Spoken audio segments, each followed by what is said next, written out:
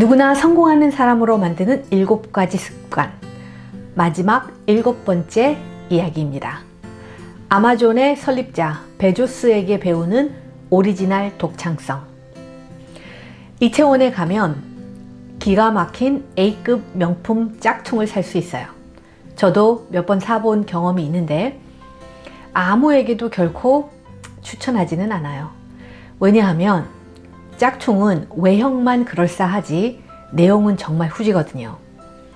그냥 남대문 시장에서 명품 로고 없이 저렴한 제품을 제값 주고 사는 것이 더 좋을 거예요. 짝퉁은 절대로 명품의 오리지널을 따라할 수 없습니다. 왜냐하면 오리지널은 하루아침에 탄생한 것이 아니기 때문이에요.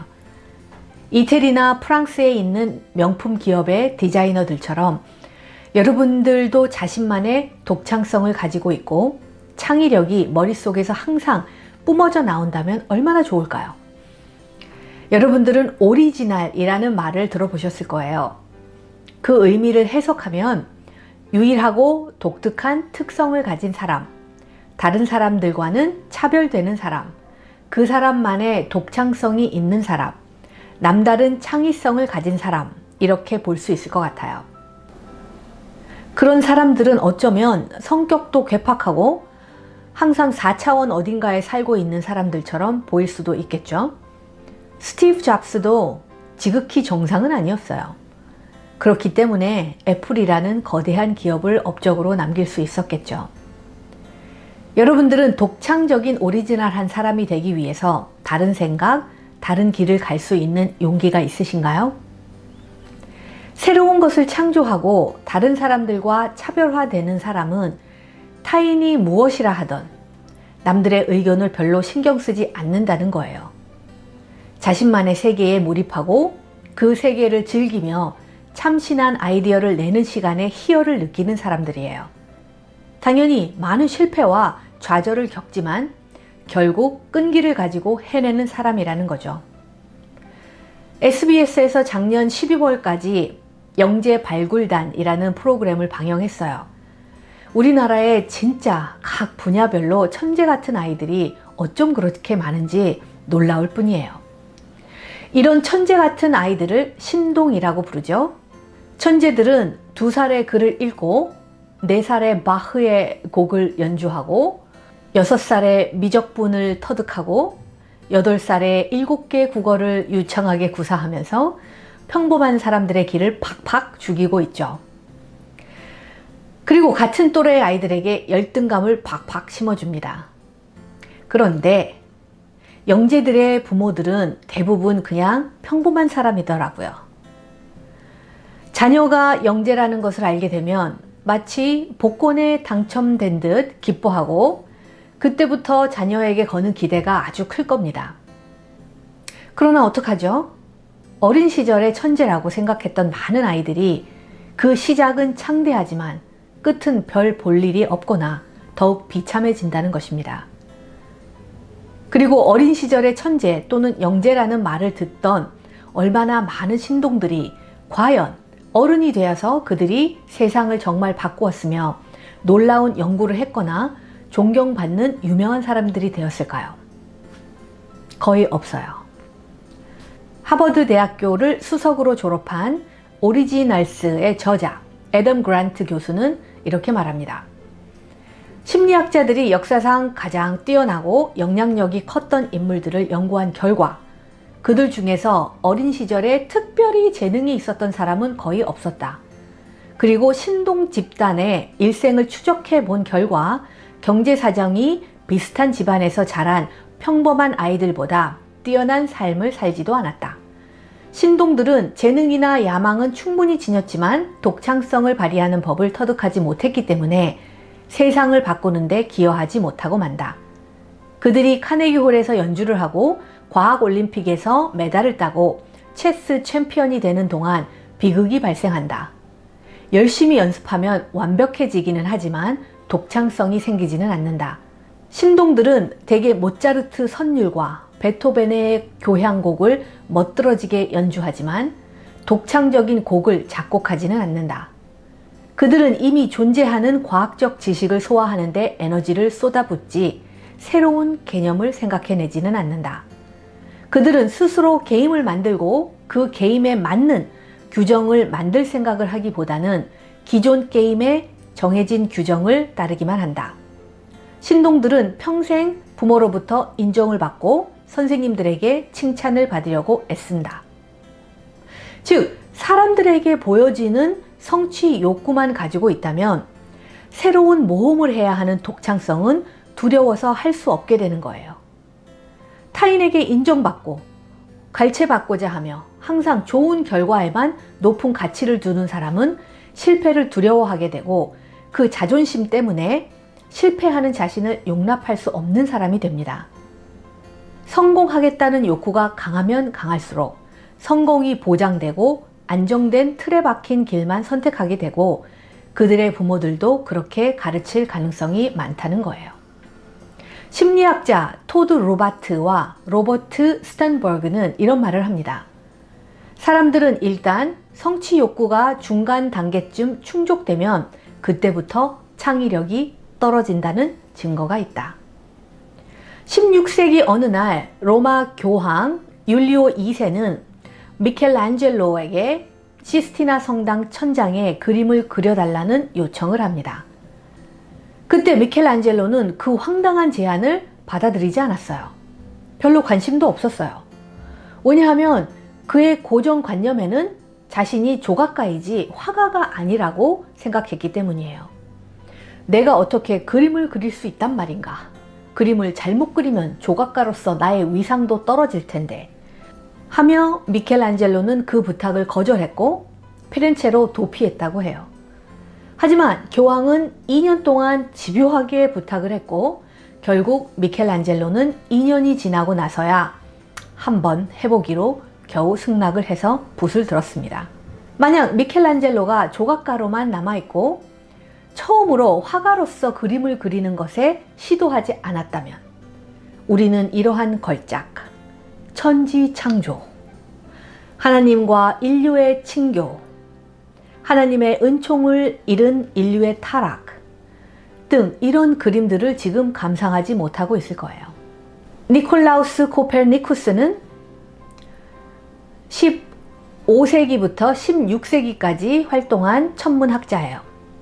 그는 지구가 태양을 돈다는 사실을 발견하고 그 연구 내용을 출판할 수 없었어요.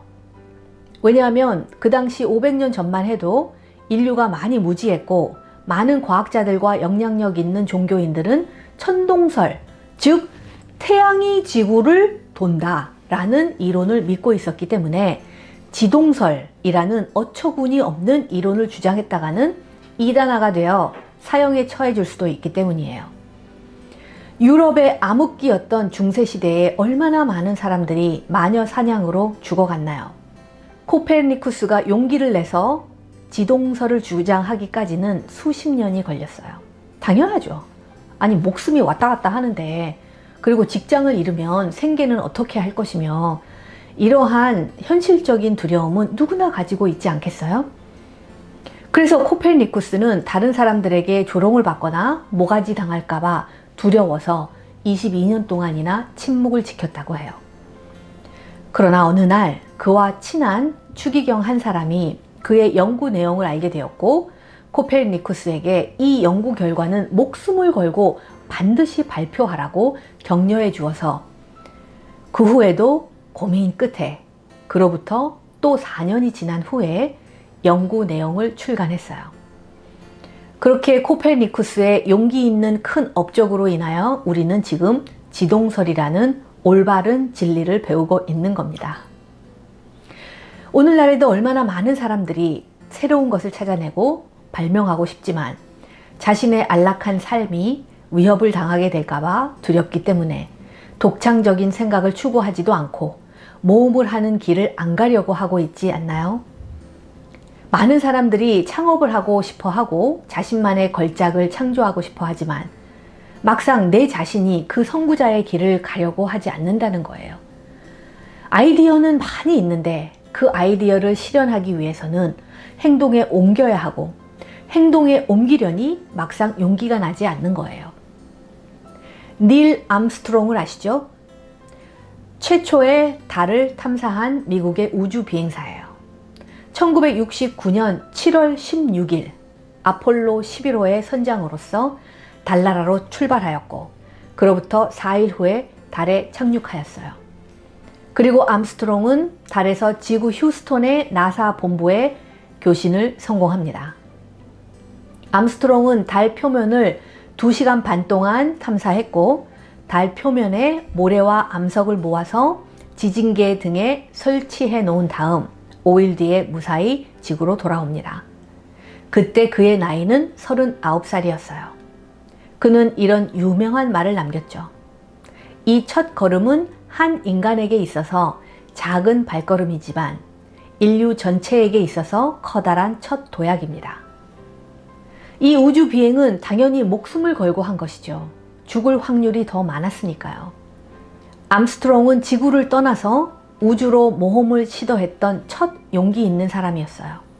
이런 사람들은 자신들이 믿는 목적과 보이지 않는 새로운 미지의 세계로 도전하기 위해서 목숨을 걸 만큼 굳건한 신념을 지녔기 때문에 가능했던 거예요. 제프 베조스는 1997년에 아마존을 설립하고 주주들에게 첫 편지를 썼어요.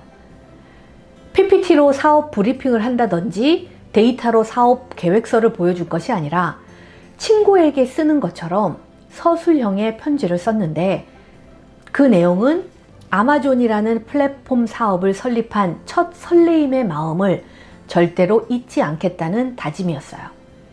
그리고 고객의 기대를 넘어서는 최고의 서비스를 제공하겠다는 약속을 했고요. 그리고 스타트업, 창업 정신으로서 최고의 제품을 개발하겠다는 내용이 담겨 있었어요. 더 중요한 것은 베조스는 23년이 지난 지금도 변함없이 매년마다 이 1997년의 첫 번째 편지를 요약해서 항상 다시 첨부해서 주주들에게 보낸다고 합니다. 베조스는 편지에 이렇게 씁니다. 언제나 그렇듯이 1997년에 베조스 레터 한 부를 첨부합니다. 우리에겐 항상 day 1입니다. 첫날이라는 거죠. 23년 동안 베조스는 처음 설립한 그날처럼 오늘도 day 1이라는 마음가짐을 잊지 않고 초심을 유지하는 오리지널한 경영을 하고 있는 CEO예요. 그리고 그렇게 직원들에게도 동일하게 가르쳤다고 합니다. 첫째, 1997년 베조스 레터의 핵심은 장기적 목적에 집중하겠다는 아마존의 약속이었다. 베조스는 빠른 수익만을 기대하는 투자자들을 원치 않았다. 그는 장기적 목적에 집중했다. 손자들에게 당당히 자랑할 수 있는 기업을 만들고 싶었다. 아직 손자는 없었지만 말이다. 둘째, 1997년에 베조스 레터에서 베조스는 성공적이고 지속 가능한 비즈니스를 구축하기 위해 필요한 스타트업 요소를 밝혔다. 그것은 고객에게 집착하고 고객을 위해 끊임없이 발명하는 것이었다. 이것이 그가 Day 1이라고 부르는 사업 성공의 요소였다. 베조스는 아마존의 엄청난 성공 후에도 끈기, 인내력, 그리고 초심을 지금까지 23년 동안 잃지 않았다는 것이 정말 대단하고 존경스럽네요. 그것이 베조스의 오리지널 독창성이라고 생각합니다. 그러나 끈기, 인내력, 초심, 용기가 중요하다는 것을 모르는 사람이 있을까요? 다 알고 있죠? 그러나 누구는 그것을 삶 가운데에 실천하고 누구는 망각하며 코앞에 닥친 문제들만 해결하며 아무 생각 없이 그냥 바쁘다는 거예요. 결국 독창성은 아주 평범한 기본을 끝까지 지키는 것에서부터 시작합니다. 여러분들은 빌 게이츠나 베조스 같이 성공한 사람들을 부러워하고 따라하고 싶어하고 우상화하지만 그들이 가지고 있는 배짱이 없을 거예요. 오리지널한 사람, 독창적인 사람이 되기 위해서는 남이 뭐라고 하던 신경을 끄고 최악의 경우 실패를 받아들일 마음의 준비를 하고 내가 발견하고 하고 싶은 그 일에 도전을 해보는 거예요. 우리나라는 유럽 명품들을 짝퉁으로 기가 막히게 잘 만드는 실력을 가지고 있어요. 그러나 언제까지 짝퉁만 만들 것입니까? 앞으로 끈기와 용기를 가지고 오리지널한 인재들이 많이 자라나길 바랍니다. 누구나 성공하는 사람의 첫 번째 습관은 걸으며 사색 즐기기였고, 두 번째 습관은 혈관 건강을 위한 공복 즐기기였고, 세 번째 습관은 일기 쓰기와 메모로 미래를 바꾼다였고, 네 번째 습관은 오프라 윈프리의 초긍정 마인드 따라하기였고, 다섯 번째는 내 안에 또 다른 나를 발견하고 신경 끄자였고, 여섯 번째는 유대인 벤치마킹, 독서하며 남과 다르게 생각하기였고, 마지막으로 일곱 번째는 아마존의 설립자 베조스에게 배우는 오리지널 독창성입니다. 독창적인 사람은 타인에게 칭찬받기 위해서 노력하지 않아요. 그리고 실패할 수 있다는 결과를 먼저 받아들이는 사람이기 때문에 두려움을 극복할 수 있었던 것입니다.